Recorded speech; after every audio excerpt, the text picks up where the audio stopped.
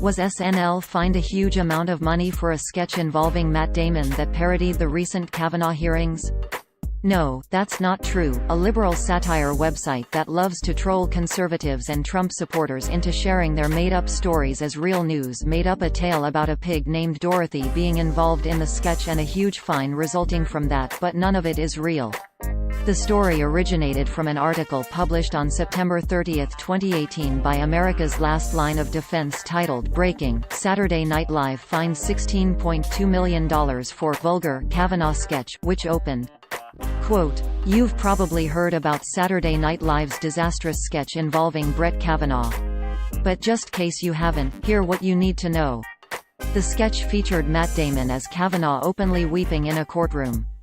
Eventually one of his accusers, a pig named Dorothy, took the stand. This may sound ridiculous, but it's what passes for humor in the liberal world. At the end of the sketch, Damon as Kavanaugh leaps on top of the pig and fondles its genitals in full view of the camera. This violates FCC Rule 36.9b in the Animal Sexuality Guidelines.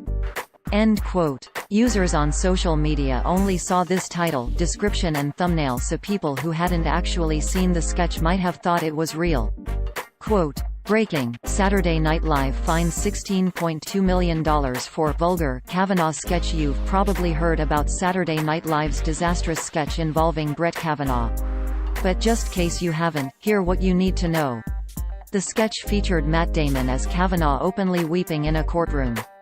End quote. As it happens, there is no FCC Rule 36.9b about animal sexuality, and the actual cold open sketch with Matt Damon did not involve a pig named Dorothy, as you can see for yourself here. The site comes with a clear satire disclaimer at the bottom of each article.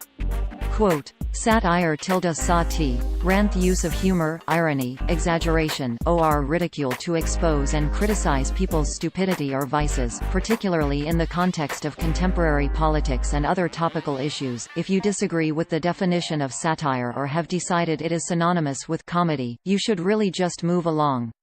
End quote. The owner and main writer of the site is self-professed liberal troll Christopher Blair, a man from Maine who has made it his full-time job to troll gullible conservatives and Trump supporters into liking and sharing his articles. He runs several other websites, including patriotpost.us, dailyworldupdate.us and nofakenewsonline.us. Sometimes he is also known under his nickname, Busta Troll. A second man working on the sites is John Prager, as revealed in this earlier story we wrote. Articles from Blair's sites frequently get copied by real fake news sites who often omit the satire disclaimer and any other hints the stories are fake.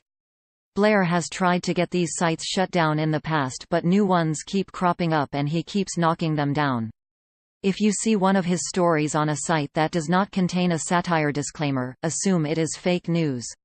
If you do see the satire disclaimer, it is of course also fake news. We wrote about worstpot.us before. Here are our most recent articles that mention the site.